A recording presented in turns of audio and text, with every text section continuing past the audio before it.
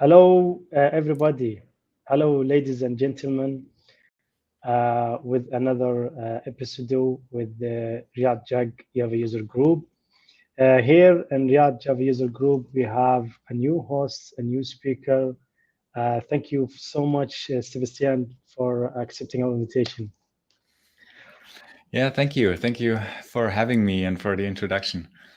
Yeah, thank you so much. So before we begin, uh, let's give a little introduction about Riyadh Java User Group. Riyadh Java User Group is kind of a new jug in the region. So here we try to organize sessions and invite the speakers around the world to share the knowledge and share the experience, and also to contribute into this amazing beloved language. So please, if you have any questions for today's session, you'll find the post comment below. Drop your questions. We have amazing session. Please do post your questions.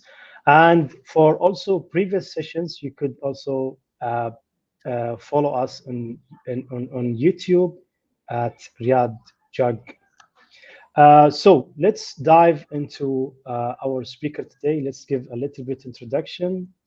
Sebastian is a well-known speaker around the world. He is a frequent speaker. He is a consultant, a trainer. I have seen one of his courses about productivity, which surely that is going to deep dive into this amazing course. Sebastian, I think the community and the whole world is really excited to know about how to become a productive engineer. I think today we're gonna see a lot of fun, a lot of techniques, a lot of amazing session. So please, without further ado, the stage is yours. Good luck. Wow, yeah, thank you so much for this nice introduction. And yes, welcome from my side as well to this talk about principles of effective developers for not only for Java developers, but definitely if you're a Java developer, you will find a lot of hopefully helpful tips and tricks. So a lot of it will be on the technical tips, how to be more productive while you're in front of the keyboard, while you're coding.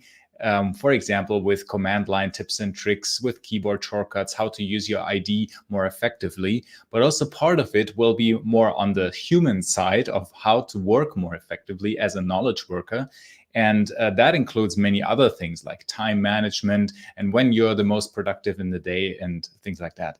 So, yes, I'm originally from Germany. My name is Sebastian. I work as a mainly Java consultant. I'm a freelancer. I also create some material online. I create some courses. I'm a trainer. And as you can see, I'm mainly in the Java world.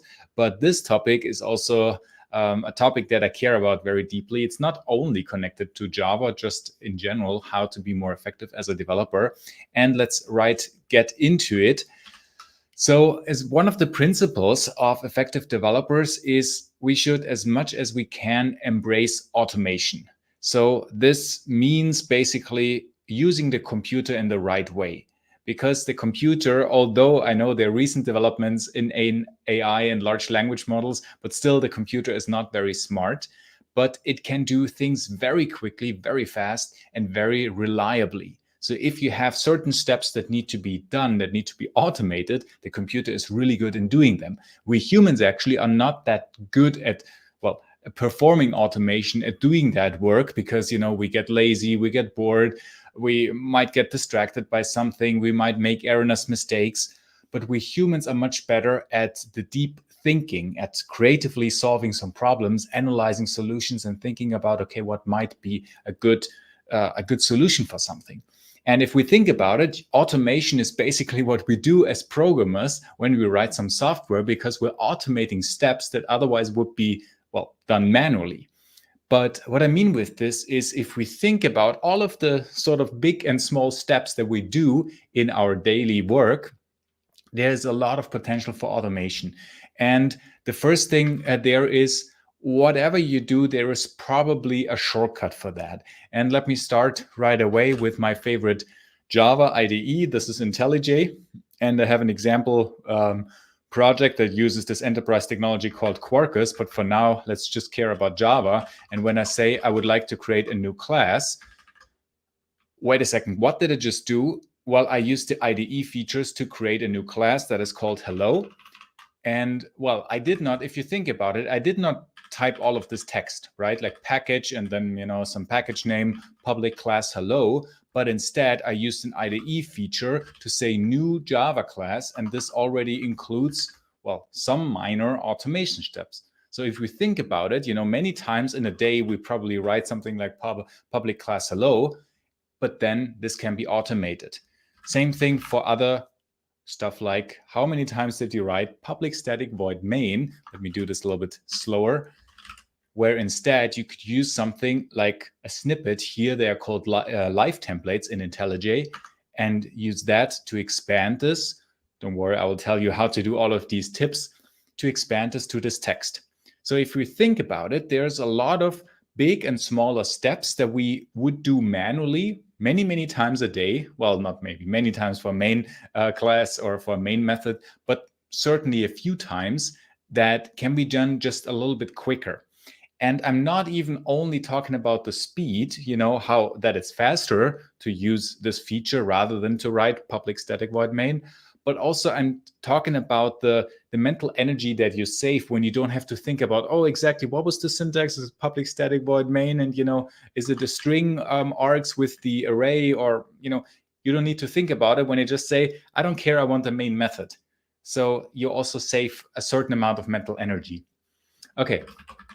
And let's do some, of course, hello world. Well, the AI already has me here. That's nice. And if I say, well, I would like to, for example, refactor this. So if it were not hello world, but here do something for my code and do something else and do that. And let's say I would like to refactor these two lines into their own method. Then, of course, I could go and say I can write this method myself. I say something like private static void do something, yes. And I go and copy and paste down the code down there. And then I go up there and say, okay, please don't forget to invoke the method. And then I'm done. Okay, that's certainly a possibility. But first of all, let's make a quick break and ask ourselves, what did I just do? I took some lines of code and refactored them into its own delegate, into another method. So the important work that I did as a human, I analyzed the code and I thought about, oh, what makes the code more readable? I maybe should refactor this into its own method. So that is the important work. And then doing it, so actually performing the steps and refactoring the things, can be done in a more reliable and also faster way with the IDE, because the IDE has a refactoring feature. I can take these two lines and say, well, let's do the slow way, right click, a refactor, where is it? Refactor extract method. And then there is a feature that is called extract method. So I can take this code, these two lines of code, extract a method, call it something like do something, enter. And then you see it is invoked already here. It was created with the correct syntax and it's just valid Java code. Okay, great. And now if you've done this many times, at some point you will get tired of using your mouse, right click. We will talk about the mouse and keyboard a little bit more in this session. Refactor, extract method, right? So it is a little bit boring. And then you will read, oh, here in the Linux or Windows keyboard setup, it's Control-Alt-M. Okay, cool. Let's do this instead. Let's select these lines, Control-Alt-M, and that's faster. So there is probably a keyboard shortcut for whatever you'd like to do, right? And the good news is, if your program, like here your IDE, was created with a little bit thought in mind, and all of the IDEs were really well thought out for their usability concept, then also the keyboard concept is well thought out and it's easy to remember. So what was it? Control-Alt-M, mnemonic stands for method. So extract method. I could also place my cursor right here and say, I would like to extract a variable. This string, to do something, should be extracted to a variable. So I press Control-Alt-V for variable. and then I extract a variable. Great. Okay, I could also Control Alt F to extract a field. Here it will be static because that's a static context, and then it's a static field. Or I say Control Alt C, constant. It extracts public static constant here in this way, right? So you get the story. If the program has been the IDE here created with some thought in mind, then we have a keyboard concept that is well thought out, and it's definitely the case for all the major IDEs, especially here IntelliJ. It works really well. You can do a lot of stuff by just remembering these shortcuts. Control Alt P, by the way, is a parameter. A lot of things that you can extract here.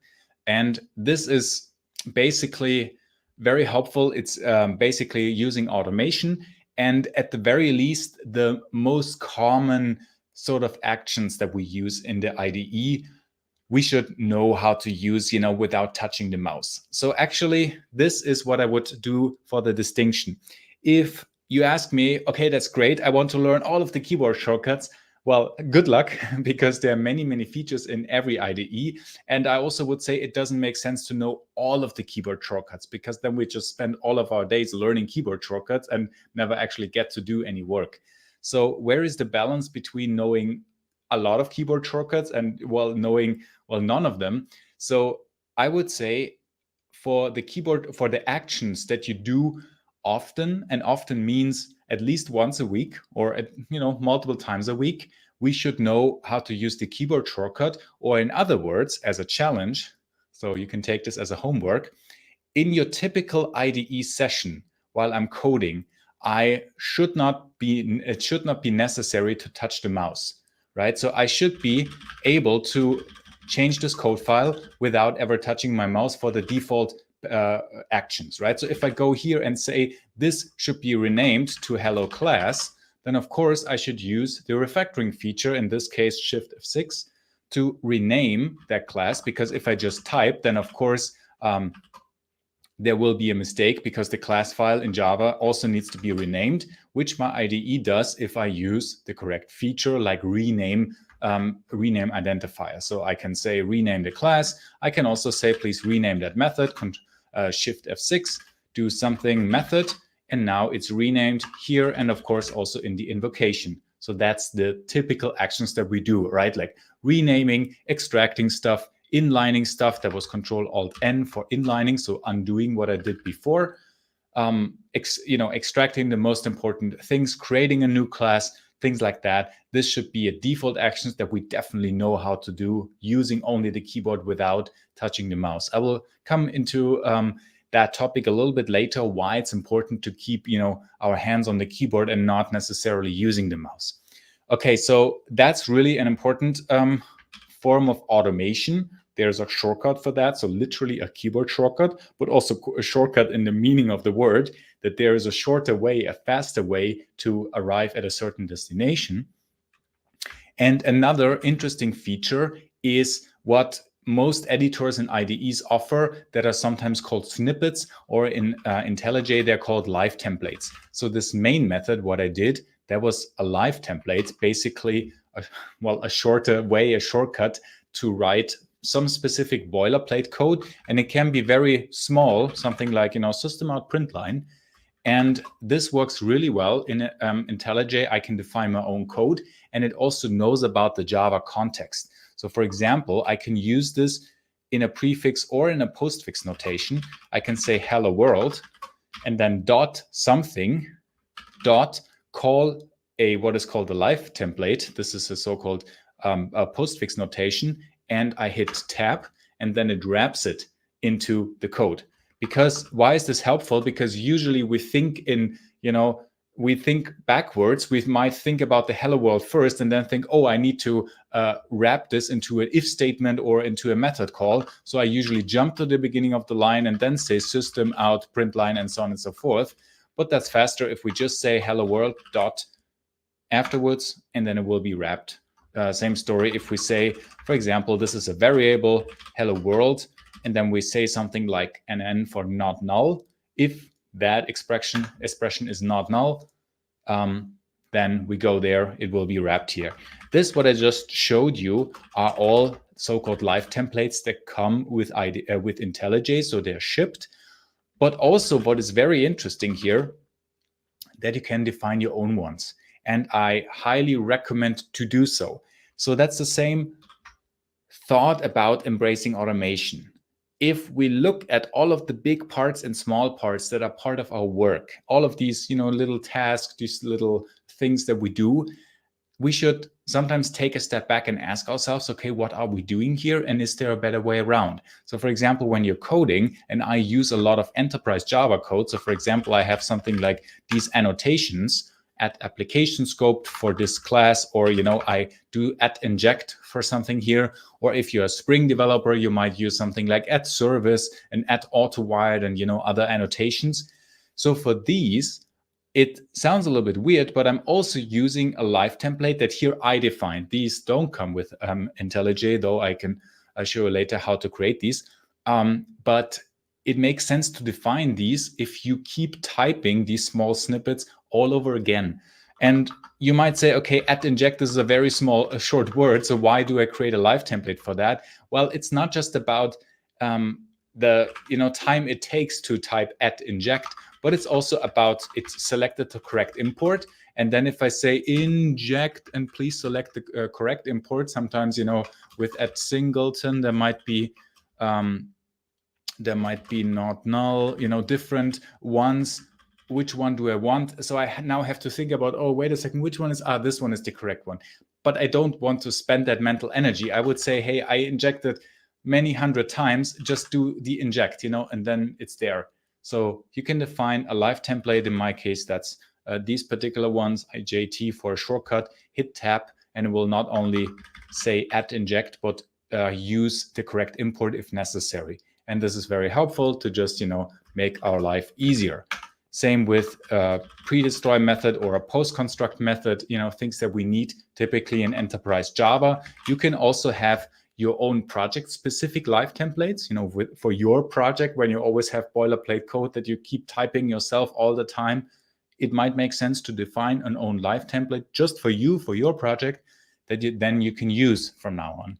So that's also a really helpful feature where we actually use automation with here that particular example of using our IDE. So another helpful feature right there. Okay, so moving on a little bit from the IDE to the command line. So this is also a very cool topic that I like, to use the command line. Actually, I use a Linux distribution here on my main computer, and I pretty much always use the command line. So I don't even use a file explorer, if you can believe it or not. I do pretty much everything in my command line. And how to do this a little bit effectively. So as developers, we should know at least a little bit about how to use the command line. So typically what that involves is our build tools, such as Maven or Gradle or whatever you want to use.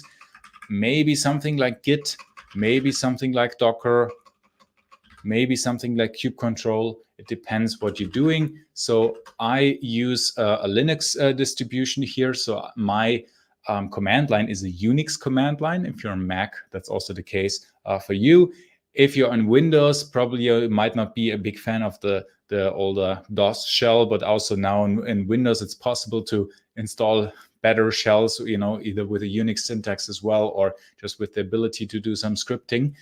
But basically, a command line is a very interesting way to use the computer because it allows you really to use automation in a sort of kind of straightforward and easy way.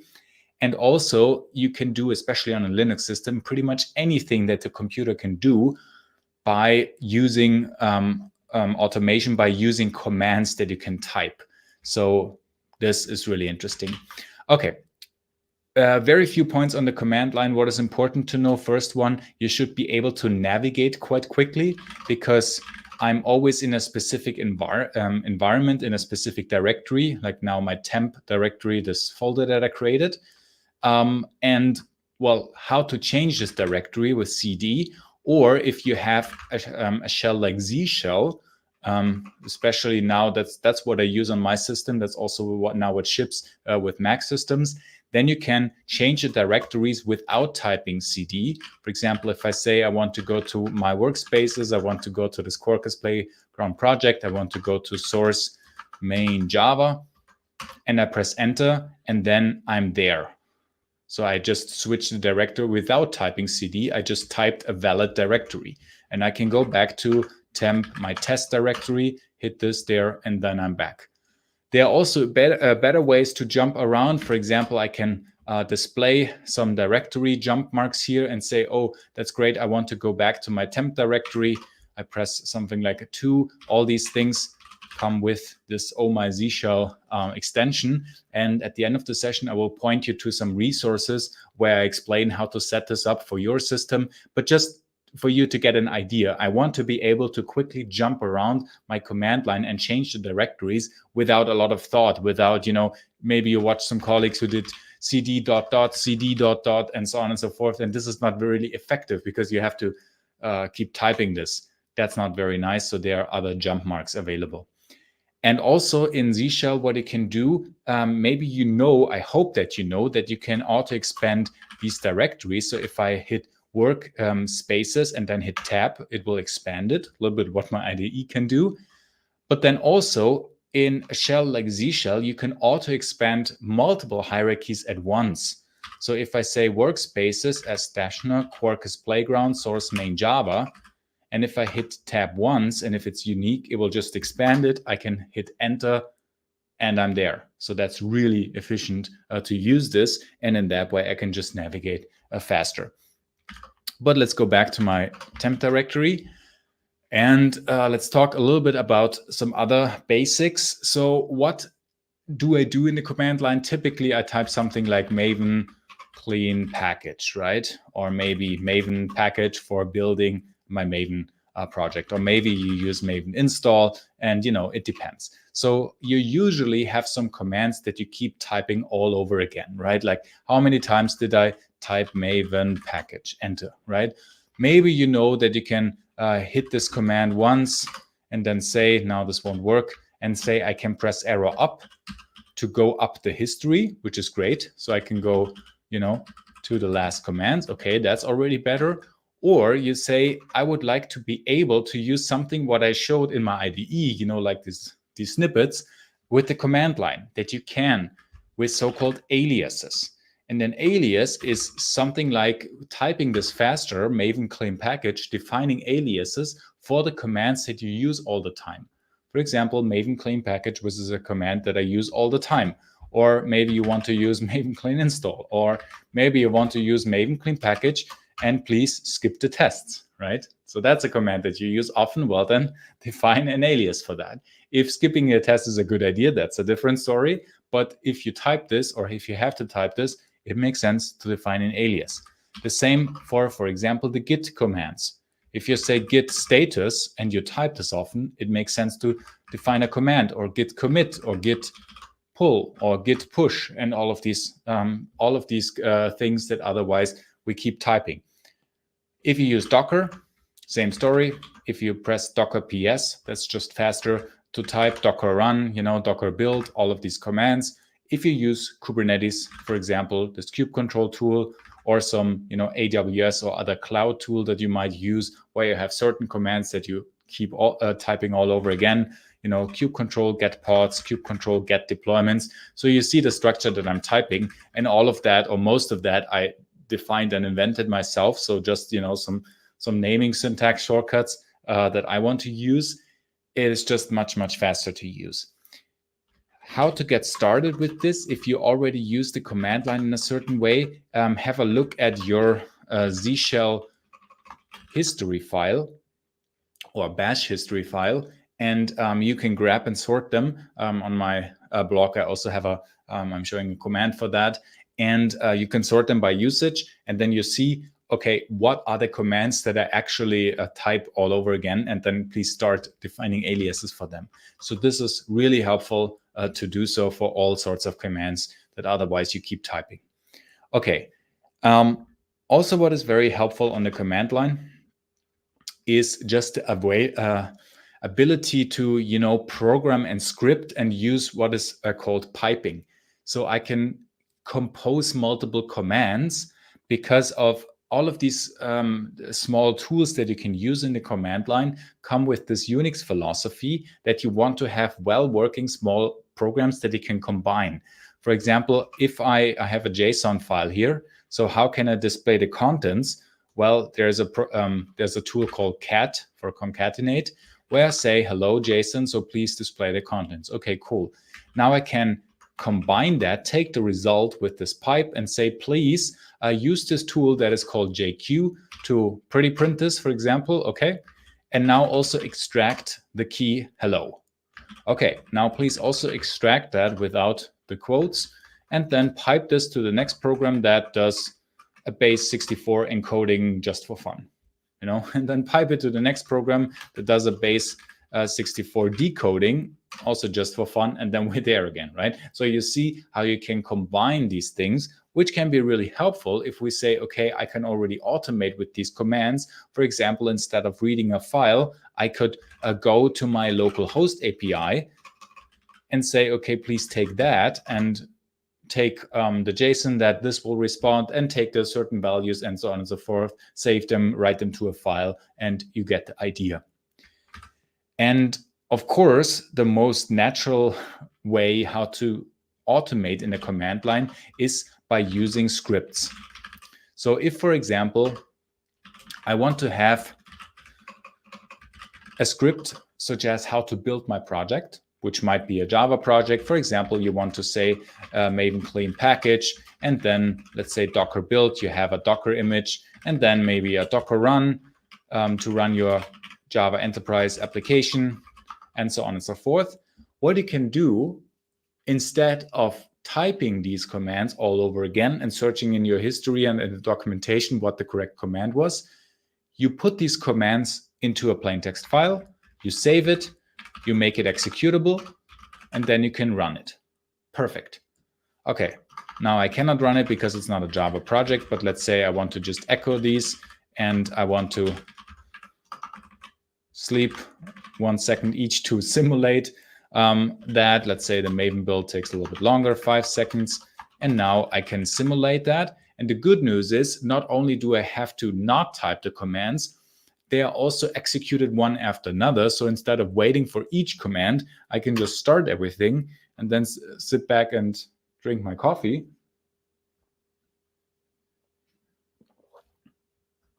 while my whole project is working and building. So that's a much nicer way to spend my time, and I don't have to spend the mental energy. I have to spend the energy once by defining this script and then say, okay, how to build and run my Java enterprise application. Well, it's done right here. Of course, you could use your build tool for that. I can say, Maven, please build me a Docker image, which I don't like that much. I like to use the tools, what they're made for. Maven is great for building Java artifacts. And then, the Docker tooling is great for building Docker images. For example, maybe use Podman or something else. And I can use and invoke these things from the command line, or then better yet, from a script. Okay, great. So that's another helpful thing.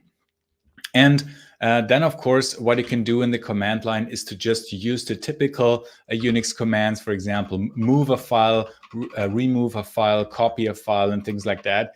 And it's really interesting, but once you spend more time in a command line and you get a little bit more efficient in it, you are actually quickly much faster in the command line than in a file explorer. So that's the reason why I don't use a file explorer. I literally use this window. And I have a few shortcuts that help me. So there's another tip for the command line, which I call shell shortcuts, which is the way to press certain actions with usually Control. And maybe you know already a shortcut that is Control C, which does not copy. It cancels a current, or it terminates, to be more precise, a currently running process. So for example, if I say I have a sleep process and it takes 1 second and then returns, I can just say, okay, Control X and, sorry, not X, Control C. I pressed the wrong one. Control C, and that just interrupts it. Okay. But there's more to it. You can also define your own ones. Maybe you know about the clear command that just clears the screen, which is helpful. So it starts in the top again. There is a shortcut for it, Control L, that does the same. You can try it out in your shell. It probably clears the window. Okay, cool. But then again, don't stop there, define your own ones. So for example, what is a functionality that I use so often that I don't even want to press a command or an alias, but more convenient with control something, that is, for example, list the current directory. And I can say Control K.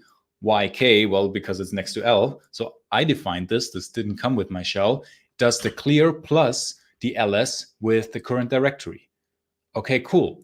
But then what's more, if I want to display some directory tree, so for example, if I have a subdirectory here and another subdirectory and maybe a sub-subdirectory and another one, then I can say, okay, I can display this, or I can display a hierarchy, or a hierarchy with, oh, let's make one more, a hierarchy here, or a hierarchy with a higher level. Then I can display this with, I have some shortcuts, Control J, Control H, with different varying levels, depending on how much I want to display. And if we think about it, that's just more efficient than a file explorer. I don't have to wheel the mouse around and, click in and open up the correct hierarchies. I can just say, okay, display it where I am, and I'm more navigating like I would, in some sort of computer game. And this is really helpful. All right. So these are a few tips how to be a little bit more proficient in the command line. If you check out the content that I'm sharing at the end of the session, you will find a lot of more tips on my YouTube and my blog. And I also have a video course about this. And yeah, there is a lot of stuff that we can just do. But in general, if we think about it, all of them sort of embrace the automation. So I do some certain commands that otherwise I would do manually by just letting the computer do them. Okay, but let's move on to a next principle of being more effective as a developer, and that is to minimize context switches. And what that means is when you hear the word context switch, then maybe you think of some CPU, some processor, and especially the CPU pipelining unit that, well, does a lot of branch predictions and lookups. So it has its context for, the currently running program. And then if it has a context switch, if you're switching from running one process to another one from the operating system, there's a context switch penalty to pay. It takes a little bit of time to switch from doing one thing to another thing. And maybe you also know that we humans also have a big penalty to pay when switching the context from doing one thing to something else, especially if we want to focus. But this is not talking yet about distractions and, working in a focused way. I will talk about this as well. But this is more the context switches while doing our work, to not be interrupted by inefficient tooling. And one thing really is that we should spend more time on the keyboard and also think about how we use the keyboard. That is where really our fingers are located. Because where should our fingers be located? Well, that is on the keyboard on what is called the home row. And the home row is this row in the middle where you have F and J. And F and J have typical this, haptical dots or a mark or something that you can feel without looking. And then all of the other fingers fall in line, right? If you use touch typing, which you should as a developer, so you can just type without looking, of course. But then it gets interesting when you have a typical keyboard with a typical layout, when you say, oh, I now need to move down to my cursor arrows, or maybe to the block with home and delete. So I need to move around on my keyboard, and maybe I have to look down and say, okay, here are the cursor arrows. And if we think about it, this is breaking the flow a little bit. This represents a small context switch, because I might be, using here my editor, move around, and then suddenly I'm like, okay, let me go down and look at some other keys or where my hand position is located. And this is kind of interesting. And it's also, while we're coding, I want to stay on the keyboard. So I want to stay on this home row position and not use the mouse. So why is that? Well, again, if I switch from doing that hand position to moving over to where my mouse is, or maybe on a laptop, it's down there on the touchpad, it represents a tiny break. So I'm, coding, and now I have to readjust my hand position, and it's not ideal. you wouldn't do the same thing on a computer game. If you play a computer game on the computer, you typically move around the first person scenario with WASD and not with the cursor arrows. Why is that? Because WASD, you have many other keys laying next to them, and you can press many keys without looking down. Because if you would need to check your hand position, then you would lose the game. So this does not work. Of course, you have to do this in an efficient way. And it's a little bit similar when programming. So while I'm coding, I don't want to use the mouse. And even I know that mostly I'm not coding, I'm reading code. That's fine. But then I also want to able to navigate. And down here, you see the keys that I'm pressing. For example, I want to say, please follow and look up the definition of a string. That was Control B to follow that. Okay. Or now maybe go here, Control B. Or, scroll up and down and move around here without changing to the mouse. So while I'm using this coding time, I want to be able to just stay on the keyboard and I don't want to switch. So the same is true if I'm navigating here in my project, especially on well thought out IDEs. I can do everything that the IDE can do, including navigating here. So if I want to go to the hello class, I use a shortcut to Control N to jump to a class definition. So what I do, I use my IDE more that I would use a browser or like a search. So I'm not I'm jumping around here with the navigation features and with reading code, also solely by the keyboard. And that's also a very interesting perspective. Okay, and what is also interesting with the keyboard in this regard is maybe you've seen that my editor looks a little bit weird. So here I have this weird big cursor and I'm sort of navigating around by pressing these keys, J and K, instead of using the cursor arrows like a normal person would. So why is that? This is actually the Vim way of typing, which is kind of interesting. So why am I talking about this? And I'm not talking about the Vim editor here. I'm not that interested in the Vim editor. I use the editor a lot, but I'm more interested in the way of typing. Why? Because the Vim way of typing enables us to stay in the same keyboard position without changing the hands and doing this dance with our fingers, and I can just stay on the same position. So if I open up this editor, you can see that if I type something, nothing appears here, and that's also the confusing part about this weird Vim editor. I actually have to press a special character like I for insert, and only then I can type. And the reason for that is if I'm in the so-called normal mode, I can move around, not with the cursor arrows, but instead with H, J, K, and L. So I can move left, right, up and down, just in this way. And if I want to actually change something, I can jump to the insert mode and then make some changes. Or I can also combine these commands and say, I want to copy and paste this here. And I say, goodbye world. I move around here. I say, please do this action again. And I can combine movement actions with changing actions here. Okay, so this is not supposed to be a Vim tutorial. There are really good tutorials out there. But what Vim does in principle, it allows us to minimize these context switches by doing all of these actions on our home row. And so that this works, that you can actually type on the one hand, and on the other hand use the navigation here. I have to have multiple layers that then you can change and move around where your keys are overloaded. So this is kind of interesting, and that's the reason why I can use this also in my IDE. There are Vim emulation plugins in all of the IDEs. I use Idea Vim, that's the name here, and I can move around here. And on the left, you also see there are relative line numbers, which is kind of interesting because you can combine these commands. And if I say I want to jump up here, which is 7 lines above the current line, so that's not line number 7, but it's 7 lines above. So I can say, okay, go up and down, or go 7 up. And now I'm here and I jump to the next A and then I'm there, right? So that's, if I want to go down again, I do the same thing backwards. So that's just an interesting way to move around, and I can just, read my code and move around here in a much faster way than changing to the mouse or, pressing the cursor arrows. That is not that quick. So that's another interesting way to think about it. Again, it's much more like a computer game, a much more natural way, not natural, but a more, once you get used to it, a more fluent way to use the computer, instead of changing, your hand position or changing to your mouse. So it makes sense to think about this a little bit. It doesn't have to be, that you're learning Vim, although I would really encourage you to, for not the Vim editor, but the Vim way of typing, for minimizing these context switches.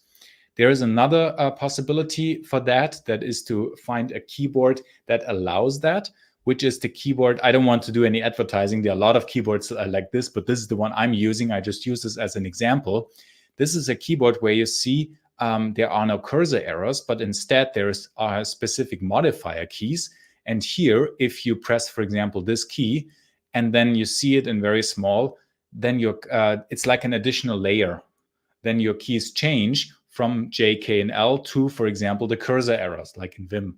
And then you can press all of these extra keys without moving your hand positions. Because in IntelliJ, if I want to say, I want to generate, let's say I have a property here, I want to generate getters and setters, that's alt insert. And usually for alt insert, I need to, check where my hand position is, find the insert and press it. But here I can just do this without moving my hands around, because it's just basically over here. So I can press this much easier, and I can say getters and setters, and I can generate them here. Okay, let's do this. There we go.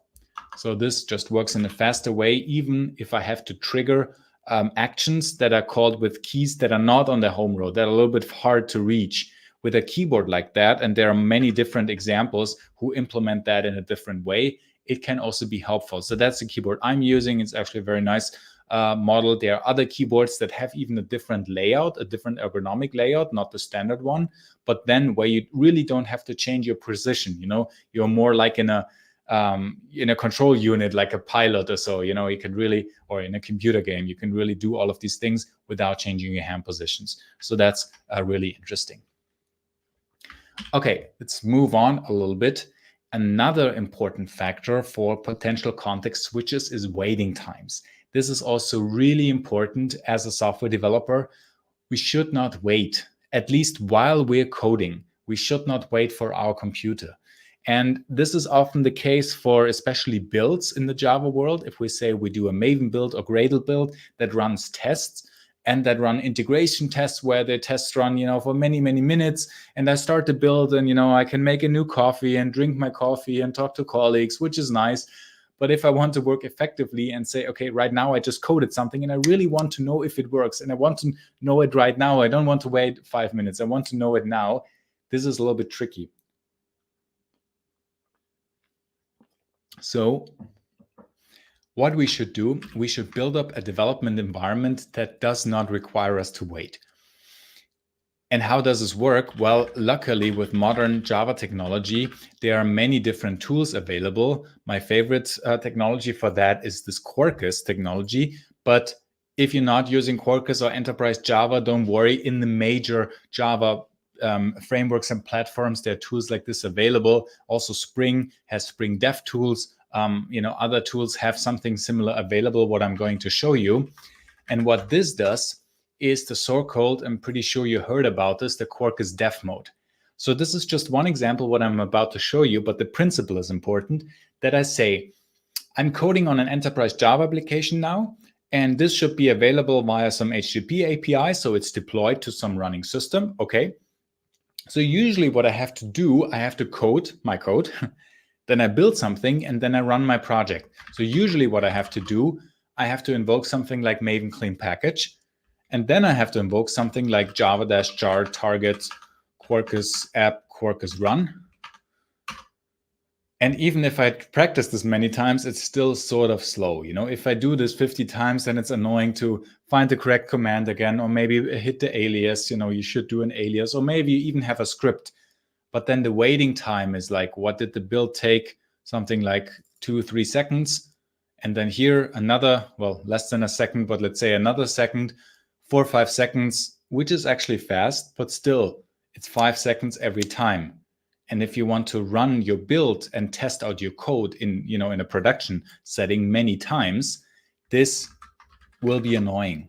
So what I have instead is a development mode that has the connection to my code. And now if I say I have a code available, such as curl localhost, something like, I think it's coffee, it's called coffee, where this is just a hello world response. Okay.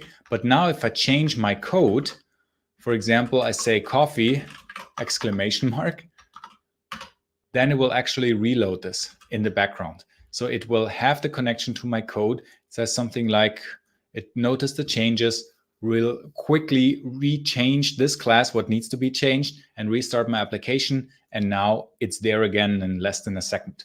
So this works really nicely. And I can then just see the change being reflected. This is one particular tool, but what I'm talking about is this principle that while I'm coding, you should have a setup that does not make you wait. And nowadays with modern enterprise technology or Java technology, this is definitely possible. But also it should include your tests. So your test runtime or the turnaround time should be very short. And I'm talking about less than 2 seconds. So until when I press the button to say, please run my tests, which here should be something like my this unit test. So I want to start the unit test, and now immediately I get now here test passed. That's green. Okay, great. And if I change my production code, I run the test again, and now I expect the test to fail because the test actually tests for this particular string.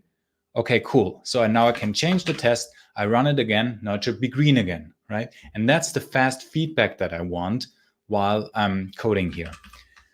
Quarkus also integrates that, what I like a lot, because the tests run even quicker. If I say I want to run the test, it runs really quickly. So you hear when my keystroke, I run it now, and it goes really quickly and it shows me the result. So if I change something in my production code, I say change it here, it immediately detects the difference, say, okay, now the test fails. Let's go back to the test. Let's change the production code, and now it's let's change the test code. Now it's green again. And you see, that's I didn't have to wait. I could just do this as fast or faster than I could talk. I don't want to wait for these things. And the same is true. Let's change this to also include the integration tests.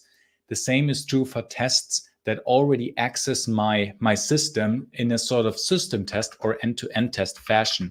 So what the smoke integration test does, it already has an HTTP client to access my application for coffee and say, okay, please make sure that this coffee invokes, coffee on the API, similar what I tested here, but it tests it in an automated way.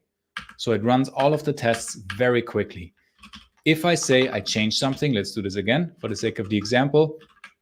I change the code, I run the test, I see, okay, now they fail. Let's change the unit test first. Okay, now still that one test fails, the API test fails. Let's change this one as well, and now everything is green again. So you see, that's the type of feedback, that's the type of speed, the velocity that I want. So while my hands are on the keyboard, while I'm coding my production code, coding my test code, I don't want to wait. And a modern setup enables me to do this. There are development tooling for something like applications or application servers available. I can use containers that help me with setting up a database. What I want and what is really crucial is to sort of separate the life cycle of my tests and the test environment. That means I'm not a big fan of these test tools, even like Spring context tests or even test containers and things that set up everything each and every time. Why? Because it takes longer. I start a test and I need to wait 5 seconds until my application starts. It's nice that the test starts the application, but in this case, I just want to have the feedback. So what I prefer, I have a script that starts everything in the morning or, in the beginning of my coding session that has my setup, how I want it. And then while I'm coding, I'm just coding and running and testing against the actively running application. And I don't have to change the life cycle of the running system. Why? Because it's faster. And this really makes sense to build up a setup like this while you're coding. So really make sure you reduce these waiting times. You will be much faster, much more efficient. And also it's much more fun because we don't like to wait, right? So it's so fun to code something and immediately get the feedback, does it work, yes or no? And that's what I want to optimize for. Okay, now we talked a lot about the technical implications of our work. Let's also talk about a little bit the human aspect of what constitutes a productive setup or a productive way of working. And a really important topic is just distractions, of being able to fully focus.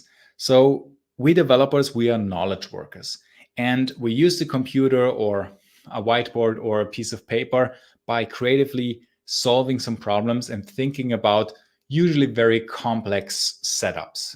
We have a lot of interesting things to implement. We have to manage a lot of often complicated technologies, and that means we need to keep a lot of things in our working memory. And the problem is, once we get distracted by something, and it might be as easy as or as simple as the ding of our phone, of the notifications, this is really bad for our efficiency, because in this moment when you see that you got a new message, a new email, a new phone notification, then already that information that is distracting you. So it's really bad. And especially these phones are very bad for our productivity. They totally decrease our focus, especially when we hear the notifications. We might get calls, we might get all of these messages. What we should do, we should manage these distractions. And with manage, I mean you have to actively prevent them. They won't go away by themselves. So don't say, oh, my coworkers, please don't text me in the next half an hour, I need to focus. No, you might get something by a phone update, whatever, by accident. You have to turn off these things. That means when I'm coding, I don't have any messaging apps open. I close my email, I close Slack. The benefit of it, you get a lot of processing power back, because Slack takes many, many megabytes of your RAM. And if you close the application, your computer is faster. That's good. And also for your phone, very important, put the phone away. There's a great feature on every phone. It's called flight mode. You're not allowed to use it only in the flight. You're also allowed to use it, when you're on the ground. And it's great because then you don't get any distractions. And what I tell people, if you have to work in a team, you will have colleagues, and your colleagues might want to reach you and ask you some questions. Typically, I say it's important to do some sort of expectation management, to talk to your team, to talk to a manager and say, hey, you want me to implement important things, right? For that, I need to focus. So I need to have my focus time, and I will turn off all of these notifications and programs, at least for a time window of 60 minutes or 90 minutes or maybe 30 minutes. But at least give me a time window where I'm just offline and I won't respond or read anything. But then I will maybe have a timer where I get reminded of saying, okay, now I can check my messages or my channels if something important came up. And if not, I will close everything again. And then I have another 60 minutes or whatever it is of uninterrupted time. So then your people will know that you are reachable within a time window of, let's say, 60 minutes, but you can also do focused work. So that's really important, to be able to manage these distractions. They won't go away by themselves. You actively need to shut them down. And it's just crucial in order to focus. So we need to be in an environment where you can just concentrate. So that's that. The rest of your environment really depends on your situation. So if you're, like me, mostly working from home, then if you have a separate room or something, of course, that's great. If not, especially, if you're living with family, maybe you have kids and they might want your attention. It's also sometimes challenging, but then it's the same way of just trying to manage it, either expectation management or find, a way where it can work without being interrupted, at least for a while. It also depends. Maybe you're quite sensitive to noise, like I am. Then, something like earplugs or noise canceling headphones might work. It might work to choose a position where you're not distracted by what's called visual noise, by movements, when you sit towards to the wall or something, or at a corner. So find out what works for you really in this way. And another important topic is to own your time and make plans and sort of see what is an ideal use of your time. Because most of us, even if you're employed and working in a team, we are sort of free how we spend at least every single minute when we say, okay, when do we implement something, and in which order, or when to spend time, especially when we're working remotely. Then we definitely have more control of our time. And then it makes sense to know by experience when you work well, or how you function well during the day. So for most people, or a lot of people, including me, I'm more productive in the morning. I really like quiet mornings, when I don't have to communicate with anybody and I can just implement something. I can think of a complex scenario, solve some problems, and I'm really productive in a quiet morning. And then some other, more communication tasks, a meeting, answering emails, I really like to do in the afternoon, maybe after lunch or so with a coffee. That's a better use of my time. And it makes sense to just get this experience, what works for you. And it also helps a lot to just make plans. That means being deliberate about what you want to do, for example, tomorrow.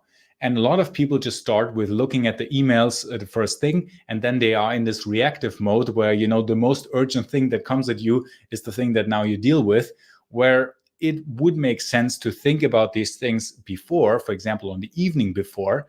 When you finish your work for the day, then you can write a short list of saying, okay, what do I want to work on the next day? What are the most important things? And then start by the prioritization. And then you start with the most important thing.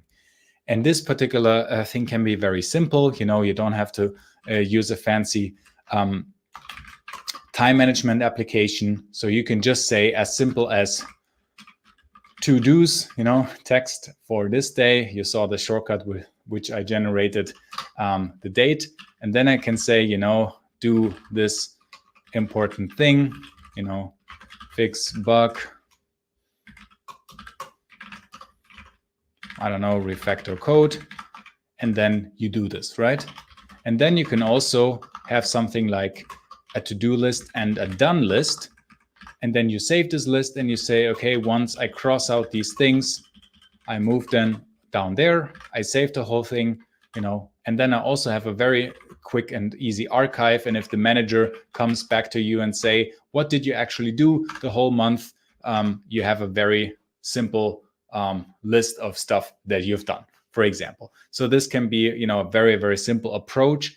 You can use a piece of paper. You can just try to store this in a way where you say, I think about what might really make sense to do tomorrow. I start with the most important thing, sort them by priority always. And then you just, once tomorrow arrives, you don't have to think about it. Start with the first thing, and then you already get really good and important stuff done. So this can be done in this way. Another important factor here is to own your time, especially once you know when you're the most productive. For example, let's say that's in the morning for you, to also block that time. Because most of us developers really get annoyed when some sort of not super important meeting, like a status update, stand-up meeting comes in right at the time when you would like to work, because these 5-minute meetings are never 5 minutes.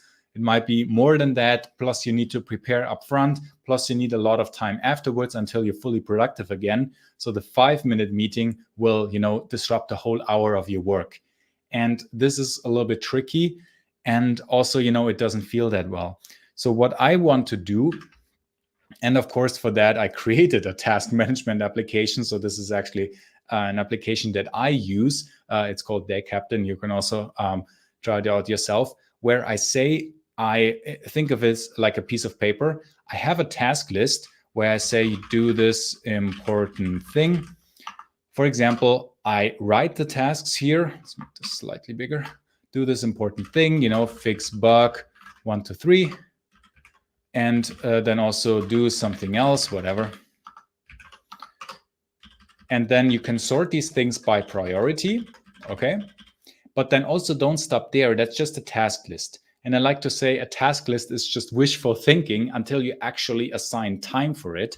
So when I want to say I want to take this and, sort of assign time for it, like drag and drop it there, or, with a nice keyboard shortcut, which I created here for this application. When I say in the morning, from 8 to 11, I want to work on this. And then, maybe there's lunch from 12 to 1. And then maybe, I can fix the bug in the afternoon for 1 hour or maybe 1.5 hours, and I can move things around here. Again, Vim way of typing. And then you see actually by looking at this, if it's reasonable what you want to do. Because if your manager then comes in and say, okay, let's do this something else later in the evening. If your manager comes in and say, hey, we have the status meeting at 9 a.m. And then you say, oh yeah, that's nice, but then this will totally destroy my important working block in the morning when I have to work on the important thing. And do you really want this? Is it more important than that? Or the other way around, you just say, no, I'm sorry, I have a blocker in the morning. Because you see, there's a blocker here, 3 hours, I'm busy, I cannot do this. And I'm not joking, don't feel bad about, blocking time in your calendar. And even if, if people don't respect that and want to set in a meeting request for 9 a.m., say, no, I'm, rejected, I'm blocked here, you see, from 8 to 11. And don't feel bad about it, because it's important work that you're doing. That's the work that we should do as developers to solve these problems and have our deep work sessions.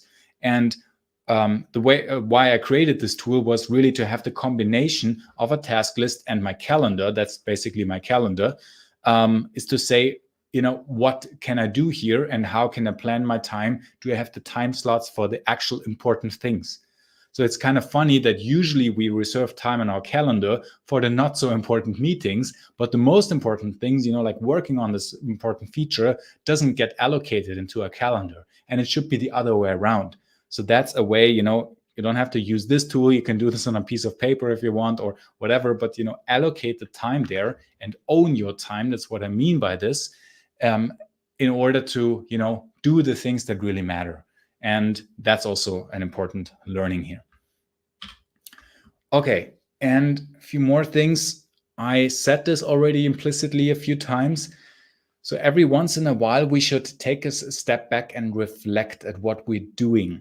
Because all of these extra, new things like embracing automation, learning a new keyboard shortcuts, developing a new automation, a new shell script that we use all the time, they don't come by themselves. You really need to actively take a step back and reflect and ask yourself, wait a second, what am I doing the whole day? And this can be very small things. Like you might realize, hey, every morning when I come in, I open up the same programs. I open up my browser here with these 3 sites and the 3 tabs. I open up my IDE. I open up the command line over here. I rearrange them in the workspaces on my desktop. And that can be automated. Right? You can open up a script and write a shell script that does all of these things. Open up my browser in this way, open up my IDE here, arrange the windows in this way, and then you just start the script. You can see the windows arranging themselves, and you drink your coffee while you're just waiting for everything to be ready. So that's an example here. And you only get there when you allow yourself to step back and reflect. Also, a journaling can help there, really. For example, the last 3 minutes of the day doesn't have to be long. Just ask yourself, what did go really well today? What didn't go that well? What could be improved? And what did I learn? So these are the 3 things I ask myself every day. Write them down. Again, very simple, plain text file is enough. And then you see something to improve. And then ask yourself, okay, maybe there's an automation to write. Maybe there's something that we should document for the next time to not run into the same issue. Maybe there's another improvement we can do. You only get there when you allow yourself to step back. And it can be very short, 3 to 5 minutes is usually enough every day, but it really pays off to do this. Okay, and another thing, as long as we're a software developer, to keep learning. So really think of this as, improving our effectiveness as well. Why? Because it's really about knowing what to do, knowing the right thing. Because modern Java frameworks, they are really, really effective. We don't have to write a lot of code. You saw me using this Quarkus. I can write some Java class, throw some annotations on it, and then, you get this HTTP server that is like magic. That's great. But also we have to know which annotations to throw on, how to configure it. We really have to know how it works. And the more we learn about technologies, whether it's a high-level framework, whether it's the low-level basic, how HTTPs or transactions or databases work, it makes us always more efficient as developers, because then we know stuff. We know how to do the things well, and it saves us a lot of time. That's where this 10x developer notation comes from. Because if you know what you do, it's very quick, because the code that you need to write, it's not a lot.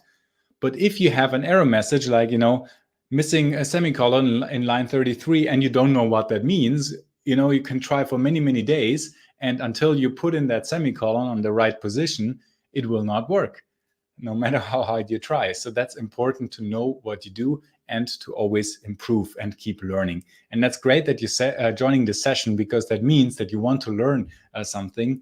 And that, as long as we're in this profession, is just important. And in the same way, also trying to share knowledge. And sharing knowledge can mean, like giving a presentation. It doesn't have to mean that. Even writing a documentation is sharing knowledge. Or even having your own personal notes, then you're sharing knowledge with your future self. But at least, it helps you. But especially sharing knowledge with others will also force you to improve. So teaching is the best way of learning, because then you double check and triple check if it's really true. You might look at something again, into something again, because you might get some questions and things like that. And you can really leverage that. And it can come in many forms. You can do a pair programming sessions with your coworkers. You can do an internal session in your team. Maybe you can have an internal blog or a public blog where you share what you learned today. Maybe you can create a YouTube channel or a newsletter, or speak at a meetup or at a conference. There are many ways how to share knowledge. And that's just also a great way to be more efficient and to learn new things. And also, as long as we are in this profession, we should continuously improve what we're doing. And a lot of this, what I talked about today, is that way of doing the continuous improvement. Because every automation that you learn about, every keyboard shortcut that you learn, every automation script that you create, every documentation that you create, that is a long-term investment, basically. So think of these things as long-term investments. Every thing that you learn new about your computer, or how to use certain programs in a more effective way, is helping you in the long run. So that is also an important thing to keep in mind. All right, so this was the main material that I wanted to share with you today. I have a lot of other material out there that is available, most of it for free. If you have a look at my YouTube channel, there's a lot of stuff there. A lot of it also related to Java, like enterprise Java, like this Quarkus technology, but many things about productivity. You can check out this on my blog. I also have a podcast for this available, and a video course for the productive developer topics. You can also have a look at things like my dot files that you will also find there. So if you were wondering how I have this set up with my shell, with all of these aliases and things, so don't worry, all of these tips and tricks are basically shared there for my setup, including some IntelliJ IDE things. So that's all there. You can find this here on my blog in many, many examples. And again, if you're interested in this topic, also on an on-demand video course, there's my what is called masterclass in developer productivity available that you can then watch on demand.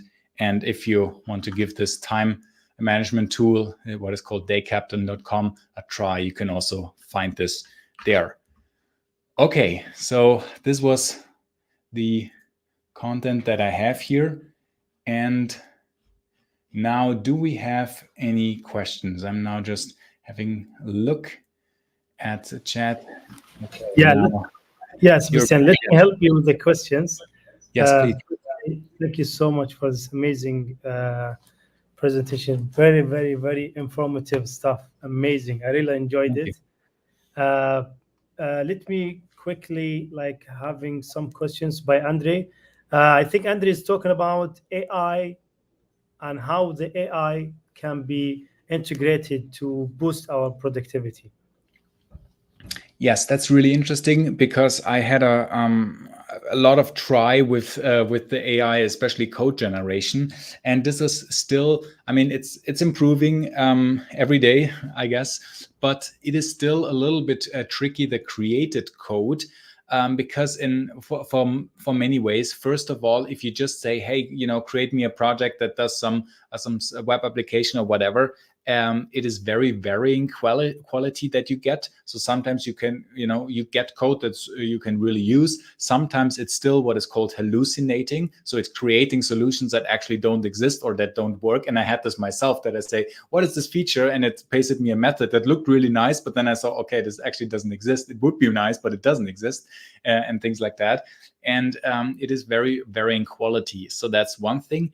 The other thing is, it also, I would be a little bit careful as a developer that you're still double checking everything, because sometimes it makes that we're not thinking about the solution so much. It's like when you say, oh, what is 7 times 37 as a math exercise? And if somebody says the answer, then you might not even double check, and you say, yeah, that's right, without really thinking about it. And when you get code already presented, you might say, oh yeah, it's fine, I'll take it, without actually looking into it. So it might take away the thinking part a little bit, which might or might not be what you want.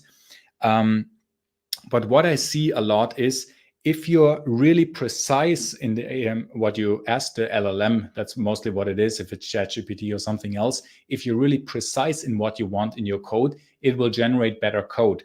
So where I had good experience with AI is when you say, I have this particular code, please refactor it in this way. Or where it really can shine is, for example, something like creating some test data or example data. When I say, here is my method with this signature, it's exactly that signature, so don't change it, but please create now many test permutations with test data to invoke or create a test for that method with this particular signature. So then it can come up with really better solutions. So in a lot of ways, it's like the saying, ask better questions and you get better answers. So that is really implemented there, that you say, if you're quite precise, then it can come up with really good stuff. But I see this actually not so much different than some development in frameworks, right? Because nowadays, writing some enterprise applications, it's simple, right? It's just a little bit of code, some annotation, some config, and you're there. It's very efficient.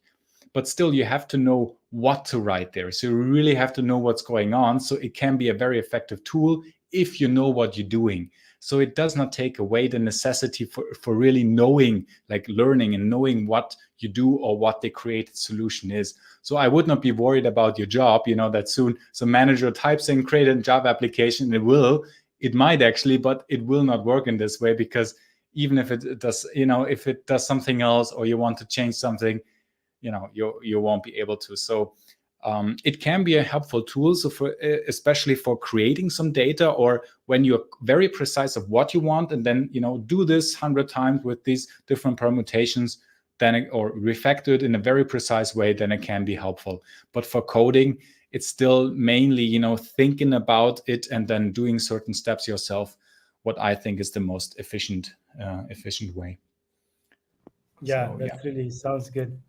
Uh, Let me put some answer on this, if you don't mind, Sebastian. I think we had another previous session about AI Mhm. agents, and where the presenter himself really he created an agent Mhm. to actually ask the agent to go and pick up the task number two, okay, and read the task, Mhm. and write the code that is matching the acceptance criteria, and create a merge request and submit it for review. And it really does that. It did that well. Interesting. Yeah. Mhm. Yeah, Very yeah. good. It's really mind blowing. Interesting. Okay, coming to the second question. Andres also is asking, what is the good way of managing the shortcuts between, sometimes he's switching between Mac and Mac and Linux. Linux. Yeah, I'm Yeah. just reading it. Yes. Yeah, Mac and Linux, this can be a little bit tricky. It's funny enough that even Linux and Windows are more similar from the keyboard shortcuts than Mac and the others, especially because of the command and control, how they are basically swapped, like which one you would use. Especially what is very nice with Windows and Linux is that the Windows key or the super key is very much only for the OS, and it's not used in any other application. So that's what I use for my window manager. Maybe you've seen I can switch this around. I use i3, the tiling window manager that I only use with the keyboard. And when I press the super key, I can, do everything in the operating system and start my own shortcuts and things like that. And this doesn't quite work in the Mac system. I'm not a Mac expert. There were a few programs like this Key Presso or something like this that were there to have your own shortcuts, at least for starting up things. So that's good, but it already starts with the IDE where they differ quite a bit. So if you have a look at the IntelliJ shortcuts, they're very different on a Mac setup. So I don't have a great solution there because they're just very different, right? So if you say you want to leverage one system more, then the other one will suffer a little bit. For example, try to have the Mac setup just like in Linux. If you say, oh, I like the Linux setup more, yes, that will work, that you remap some stuff, but then you will suffer in other programs where then you would like to have the Mac, the built-in Mac functionality, for example, for Mac operating system support, and vice versa.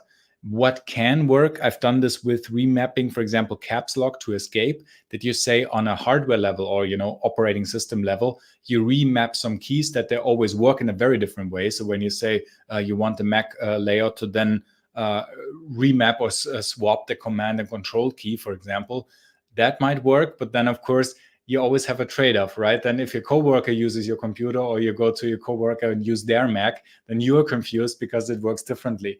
So there is no ideal solution there. I would say have a system where you're more productive, like, your main work computer, for example, and then pick one that you optimize for, where the other one you can change a little bit, but then you will always be a little bit more productive on that system. Yeah, that's basically. Yeah. I think I like Linux a lot for development, but yeah, that's my own preference. Yeah, thank you so much. I think he's asking also another question between the Eclipse, I think, shortcuts and IntelliJ shortcuts. Yes. So how to, customize them to work together? Yes, that's also a similar thing, actually, because IntelliJ came up, I think it was IntelliJ first that created a key map for Eclipse. So for Eclipse users, they can use their known shortcuts then in IntelliJ, which is nice if you're used to them. But then, of course, the IntelliJ experience, or the other experience respectively, will be worse because the developers of IntelliJ really thought about why this particular shortcut is here. And then what I said, with the mnemonic movement for extract variable, extract method, field constant, then they don't work in the same way. And the niceness of this keyboard concept then would not work in the same way. So but it's the same with all the other features. For example, you say you like specific refactoring features in one IDE that is not available in the other, then switching there is also a little bit tricky. I personally think the IntelliJ setup makes more sense. So you can pick one, but a similar thing. So that feature especially aimed to make it easier to do the switch, which I fully understand if you already you have your muscle memory for having this shortcut. But it actually might make sense to break that muscle memory first, to learn the new one, to be a little bit less productive in the beginning, but then switch the productivity there. So that's also, it's always like that. If you learn a new thing there, you'll suffer a little bit in the beginning, but then usually pays off. Yeah, thank you. Sounds good. Another question about, if you don't mind, sorry for taking your time. How can we combine between the shortcuts and remembering the full commands itself? Was it in the command line or? Yes, in the command line, yes. In the command line, that is easy, or I have the nice solution that I use, and I put this into the dot files that you can find there, where I say what I wanted to not only have a shortcut, to not say, was this Maven related or I don't remember, but to expand the shortcut. That's what I do when I type this here quickly. I can say, okay, what is this actually? And once I create space, then it expands to what it actually is. So then I always see what I would write. And it's also a nice documentation, because then when I say, what was this weird Docker command, again, I can actually search for all of my Docker aliases and see, okay, this was this weird command here. So this is really helpful when it expands, then you can just see what's going on. So in the command line, that's the reason why I use this this way. And I think that's a nice solution. Yeah, sounds good. So from your experience, do you suggest like these automations for juniors, or you also like recommend juniors to type the full commands in order for them to get used to the commands, or it's only for senior level, or what do you suggest? I would suggest actually to use it at any level, but only you really once you actually feel that you need the command. So I don't suggest that you look at, and I'm sharing all of the commands that I use, but that's more for, inspiration. So I'm not suggesting that you take my commands and learn them by heart. Oh, what was the Docker PS, or what is the shortcut for this? But only, once you type Docker PS 20 times, because then you feel it like, oh yeah, now this is too much, I want to have a shortcut. And now I feel a little bit the pain of doing it many, many times. And now it really makes sense. So yes, the first few times, you should maybe type it yourself and then only introduce the shortcut. But that's also the same as a senior developer, right? Because if you, as a senior, you're learning a new technology, a new command line tool, then the first few times you want to do it manually until you're really used to it, and then you say, okay, now I know what I'm doing, and this should just be faster, and that's why I create an alias, for example. So I think it's very similar, Yeah, very, very nice remark. So somebody might ask that if I am learning these tips and tricks and these principles, will these like make me standing out from the other engineers, or will this like bring some confidence to my skill set, or what's the main goal of this? In my experience, yes. And actually very quickly you will stand out, because most developers that you meet, even if it's just, let's say IDE shortcuts, most developers, when I sit next to them and say, hey, did you know there's the shortcut? And they say, yeah, and I will use it, or, and they never do. And then they still use, when you watch them, they still use the mouse to take the menu, right click, refactor. And if you take this in, and what I said earlier, it's not just the time that you save, it's also the mental energy. So, and that's really so much faster, not just a tiny bit faster, but much faster. Or take, for example, the build time, the productivity for the turnaround time. When you say, I change my test and I get the feedback in 2 seconds. Okay, then I change the next test, I get the feedback, I implement the code, get the feedback, have another test, now I'm done. Compare this to an engineer. I write the first test, now I need to build. Okay, 5 minutes. I'm too impatient, now I get a coffee. And then I talk to my coworker, and 20 minutes later, we're in a conversation about, politics, and I come back to my code. Okay, now let's fix this. I implement the second test, I run the build again, and then I wait, and then it's like 1 hour versus 5 minutes.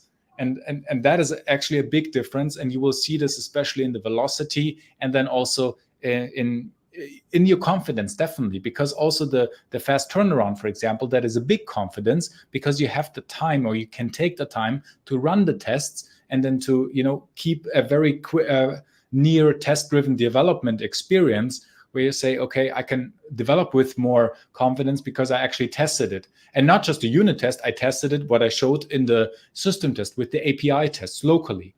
So instead of coding something, pushing it, and then the CI fails, and then I get blamed, and everybody saw that I broke the build because I didn't have API tests locally, then of course you can improve the confidence by saying, I want to have a setup that gives me high velocity by verifying everything locally, for example.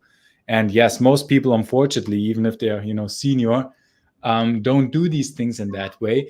So if you really take this to heart and watch this with what I showed today, you definitely will stand out very quickly, even if you're just started out in this career. That's true. Yes, indeed. I think the last question, sorry, Sebastian, I think you mentioned the concept of time blocking, which is really a good one. But maybe there is a side effect of this one, is we always get behind, because you are disconnected from maybe Slack or Yeah. emails, so you are always behind what is happening, what's happening, like, at the moment. This Yeah. is the first one. Second Mhm. one, some managers, if they don't see the green icon in your Slack, in your Slack, so sometimes they come to your office, or they will Yeah. call you, or they will maybe put some red flag on you. So how do you, from your Yes. experience, how do you solve these issues? Yeah. So I think both can be solved by having some time boxing that depends from team to team. Maybe in your case is not too big, where you say really 60 minutes. It shouldn't be that much, right? Like in 1 hour, you see the latest Slack messages, and most like 90% is not super important, or you just read it and you say, okay, I read it, okay, thanks, and some of it you then can respond.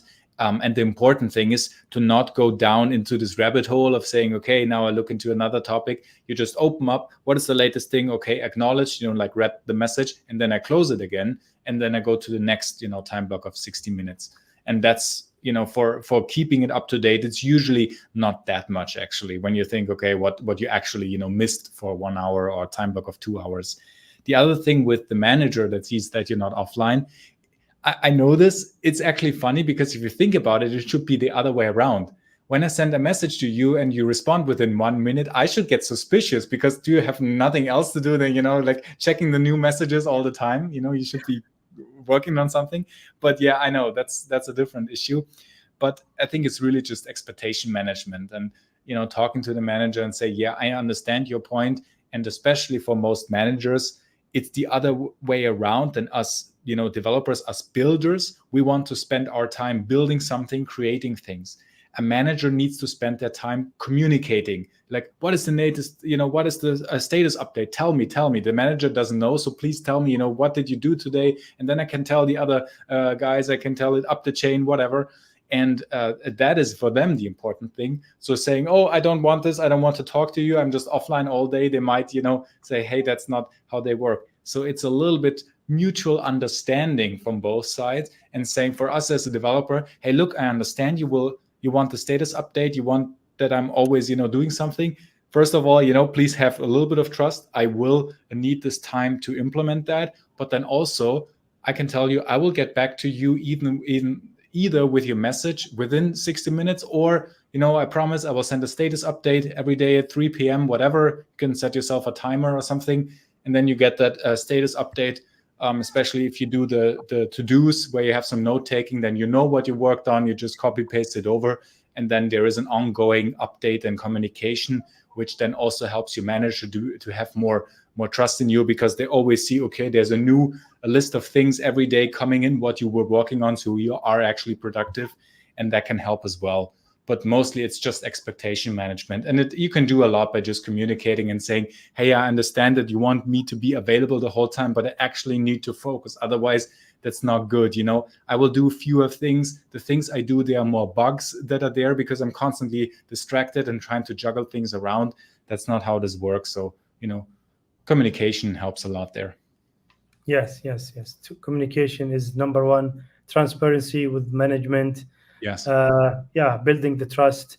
Actually, if they see you being productive the whole day, seeing you closing the bugs, they Yes. would actually always trust you, and they Yes. will support you to actually block your time and keep Yes. it always, If they're always. smart. Yes, exactly. Yes, If they exactly. know what they're doing, they should really, they should improve that and say, Yeah, yeah, yeah. They will please be the work on that. first, citizen to actually protect your time. Yes. It happens to me many times. Yes. The last question. I'm sorry. You also mentioned that take a step back and reflect and ask Mhm. yourself three questions. I think one of these questions: what did I learn? What Mhm. improvement can be made? And what's the last question, if you don't mind? What went well? Basically, Ah, what was the positive, what was the negative, and what was the learning? And with negative, I mean, okay, what is the opportunity to improve? But also, for example, what is the positive, right? Like if you say, hey, tomorrow I started 1 hour earlier, it was super quiet at work, I had a coffee, whatever. And then this might be a learning to say, hey, it's actually really nice to come in before everybody else comes in, or something like this, what you said. Okay, then you can just more and more understand how you work, what you need, but also, what certain things are, like anything, basically. A lot of learnings that just help. Yeah, yeah. Yeah, I got it. So the gist of this is always to have a short conversation with yourself, how to improve the things, what went well. Just have a maybe 3 to 5 minutes, defocus, then ask yourself some questions that will improve your upcoming tasks. Yeah, I think with This that being really said, helps, yeah. we are really done with the questions. If you have any final words, Mr. Sebastian. Yeah, no, very final words. I mean, just for everybody watching, that's already, great that you take the time to listen to this. I said before, keep learning is an important thing. So just if you take some of it away, as an inspiration, you don't have to implement all of it at once. You can also maybe go back to these tips, in a few weeks or in a few months, once you implemented your first iteration of new keyboard shortcuts, automation, whatever it is. And then just as long as we are in this profession, keep improving. And yes, thanks a lot for all of your attention. Also, thanks a lot, Muad, for setting this up and for being a great host. I really enjoyed this session. And yeah, for everybody Thank you so much. watching and Thank you listening. so much. Thanks. Thank you so much, Sebastian. It's really, really a pleasure having you here in our JAG. And it's really one of the best sessions I have ever watched. It's really, really Thank you. amazing, informative. It's lots of information, lots of amazing skills to be held by all of us. I would like really to thank you again and again, and looking forward to host you again and again. Would be great. Yeah, thanks a lot. Thank you so Thanks for much. the Have a great attention. time. Bye bye. Thank you. Bye bye. Thank you.